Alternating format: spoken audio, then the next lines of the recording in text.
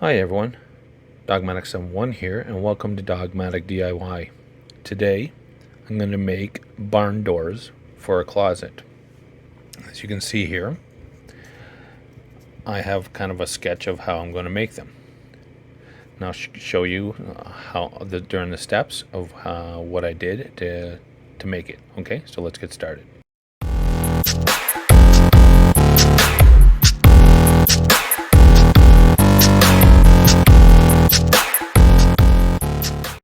Okay, so first I went to Home Depot and I bought pine.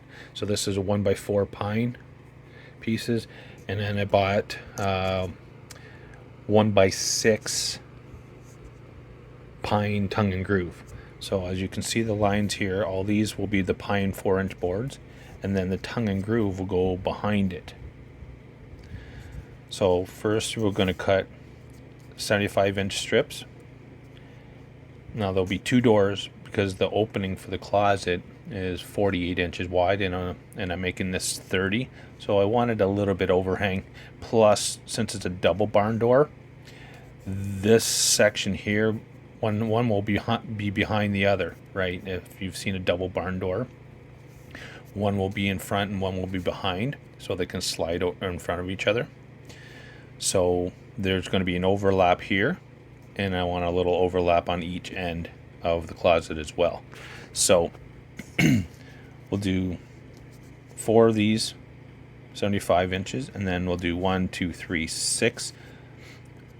Now they're not 30 inches, they're 23, because even though this is a 1x4, it's only about 3.5. So we'll do 6 of the 23 inch, and then these angles we can get afterwards, because what we're going to do is we're going to take these, here's the 30-inch ones I cut already. We're going to do pocket hole screws into these, and then once we're strengthening it, then we can put a piece of board across here and then do just draw some lines so we know where to cut. Better than doing all these calculations. So as you can see, all my tongue and groove, I've already got it cut. I got it cut. It's going to be 30 inches as well, so it's fully behind this whole thing. It'll add not only aesthetically, make it nicer, but it'll also strengthen it as I'll nail each piece going down horizontally. Now you can go vertically as well, but I wanted to go horizontal. As you can see, this one has, even though this is 6-inch, it has the groove in the middle. It's actually from here to here is only 5 inches. It's not 6, even though they call it a 1x6.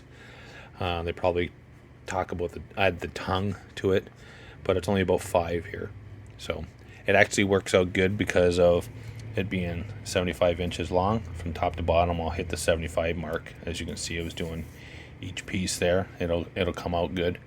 It'll almost be perfect. So okay, so now what I'm going to do is I'm going to start making the frames and putting it together, and then I'll come back. Okay, so I'll give you an update.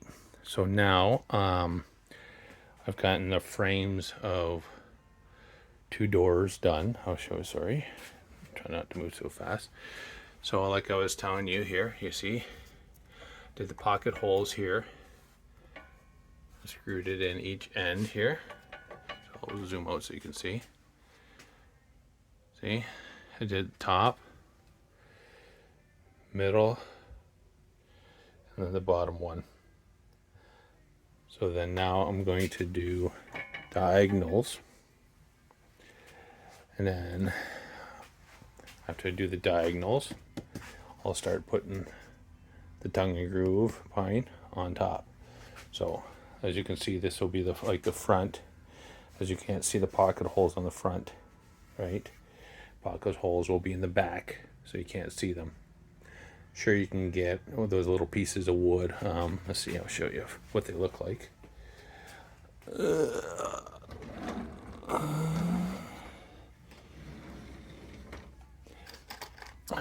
Sorry. You can get these too, like fillers, if you need. And then you can just pop them in as you need. Sorry, I'm trying to do this while I'm holding. the camera, you can put those in there, and then that'll fill the holes if you want. Since my tongue and groove pine's going to be covering that anyways, I don't need these little things. But if you want to kind of hide the tongue and groove, I mean the pocket holes, then you can use those. Now if you buy the whole kit, you usually get some of them with it, but I'm sure you can buy them separately as well.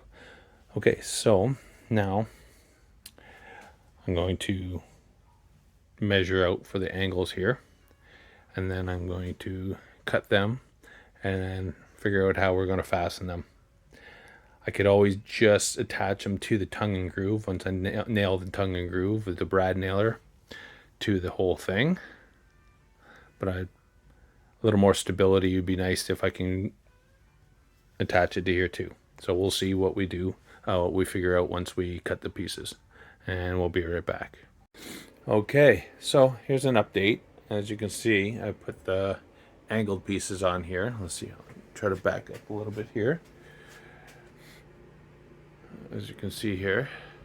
Now, here's another example here. As I just put pocket screws on it, see? I didn't want to get too close to the edge here, so I did that.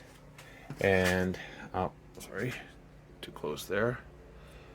And up the top. So I just kind of try to keep it on the fat part of the wood here, so I didn't get too close to the edge here. So as you can see, I got them even on the lower ones here. Down there too. Well, now that's nice and secure, and sorry, move too quick here. And it's going to be make it a little more sturdy.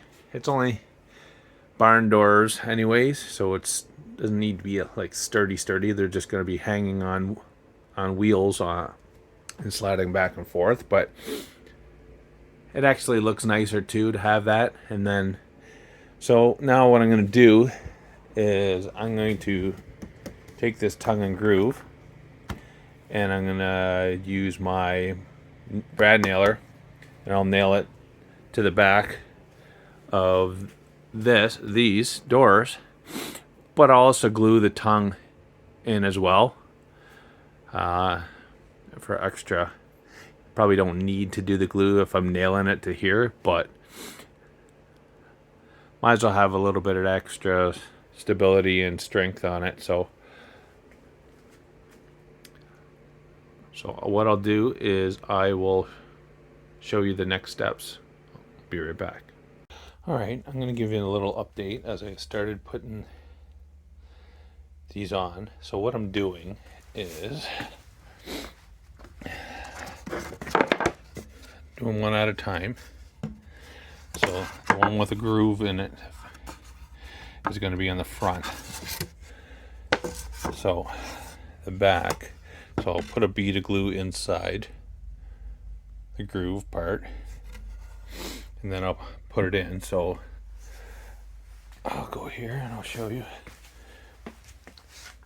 So I'll put it in here, and then I'll take my little rubber mallet there, tap it into place, and then I'll use my brad nailer to tack it in. So pretty easy there. So just make sure I'm making sure that it's flush right against, as you can see, it's flush here. So you don't have too big a gap in between where your tongue and groove is. So I'll give you an update once I've done this one door, and we'll see what it looks like when I stand it up. Okay, so I'll give you an update. So the first door is done. Try to back up here.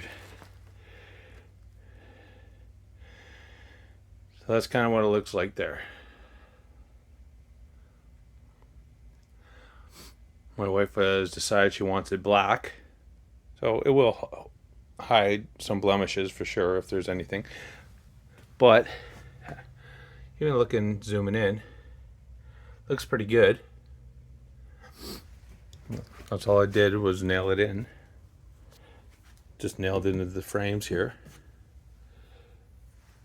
So every once in a while you get a board that's not as perfectly straight, but not a big deal.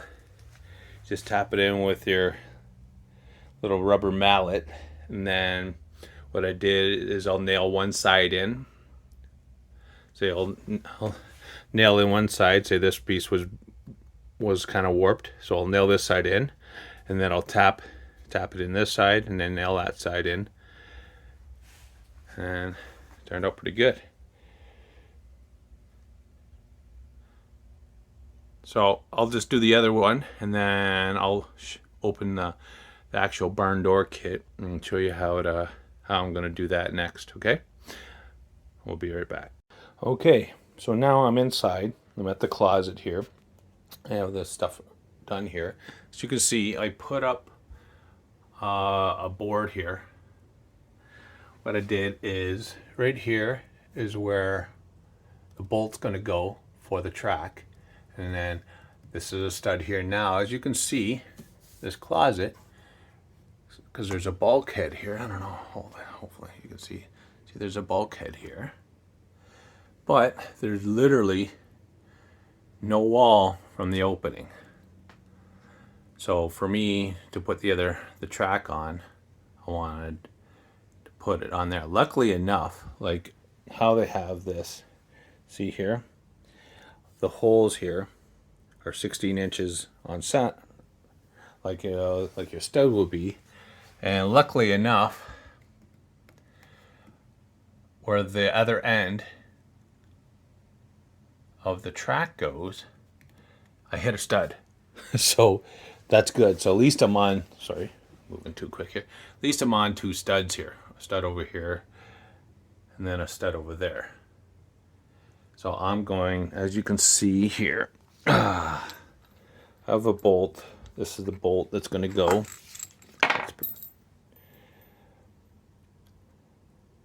It's going to go through there, the track, through this, through the wood and into the stud. I do from the end of this, this bolt still has 2.5 inches. So this is 3/4 inch.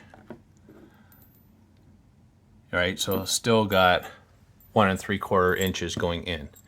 So we should be able to get enough of the stud to anchor it pretty good. So I'm going to put the track up, and then I'll come back. Okay, so I'm going to give you an update now. So as you can see, put the bolt in here now, and I put the bolts in here too. Now, even though there's no wall here, so what I'm going to do is I'm going to grind that off so nobody pokes by reaching up in the shelf here to grab his boots or whatever. And then I put the little stoppers in here, right? So everything's in there. So next, what I did is I took my door, set it up. Now, I hung these up first, right? I figured out what's going to be the inside one and the outside. The inside panel, you can see, it bows out, right? When the outside panel, actually, this piece actually will sit over top of that, okay? Sorry about that. So this will be the inside door. So this here, like I was showing you, will bow out. Okay, so that'll push this door panel underneath the track, as you can see. So what I did is I kind of leaned the door up against underneath here, set the wheel with the track, and then I kind of put my holes, marked out my holes and then screwed them in. Now, your whatever kit you get, it'll come with instructions on how to do it. So since I'm in a basement, and this floor is cement, I didn't want to put the little track guide. The one I had actually wanted you to notch out the middle of the door, and then also screw that track guide in the floor. I didn't like that because, for one thing, it's going to be sitting there right in the middle of this closet opening. So you're going to kick it or step on it or whatever. So what I did is I had about 2 inches from the ground. So I bought little 2-inch wheels. They're actually called 1.5 inches, but the wheel is 1.5 inches. The whole dimension there is 2 inches. So I put those on, right? Now you can see, hold on, let me see if I can.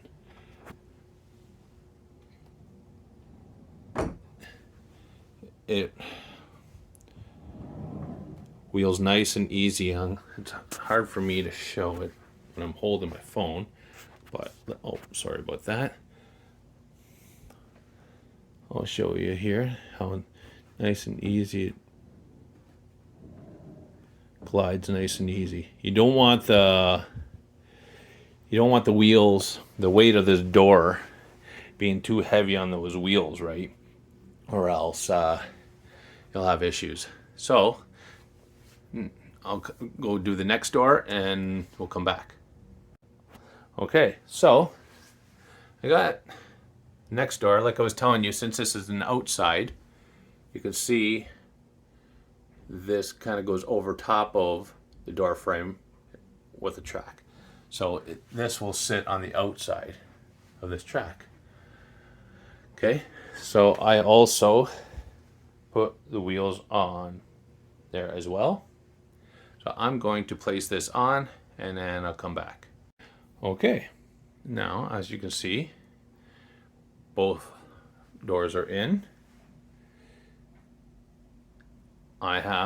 This is an overlapping track, so as you can see, when I open the outside door, it'll go towards the inside door's track wheel, right? And that's it. But it'll also go when I open it. So I have the stopper there. You see how I have this, put a stop so it doesn't go flying off the track there. I got one on that side as well. But now you can see, no problem. It's fully open now. And then when you close it,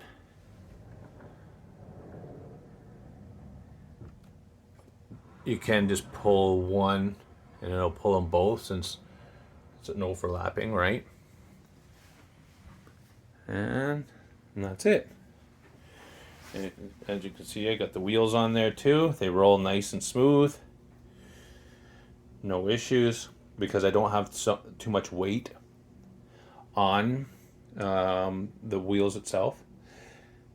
Now another thing I had to deal with, since this is in the basement, the cement floor actually slopes towards the drain, which is in the laundry room.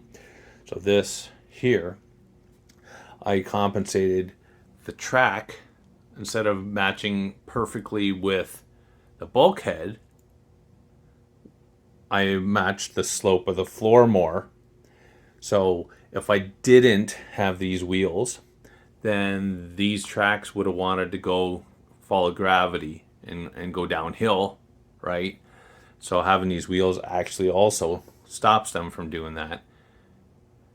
And if I level to the bulkhead, then I would have a different gap here, right?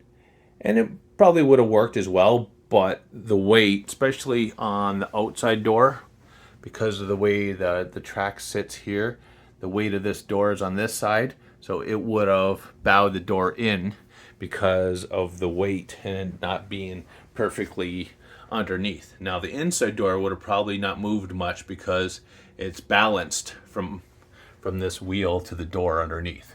But this one, the outside door, would have moved quite a bit more and it would have leaned in. So having those wheels kind of worked out with other things as well. So hopefully you like this video. If you have any questions, leave it in the comment section below. Hit that like and subscribe button. Hit that bell to be notified when I post another video. And we'll talk to you later.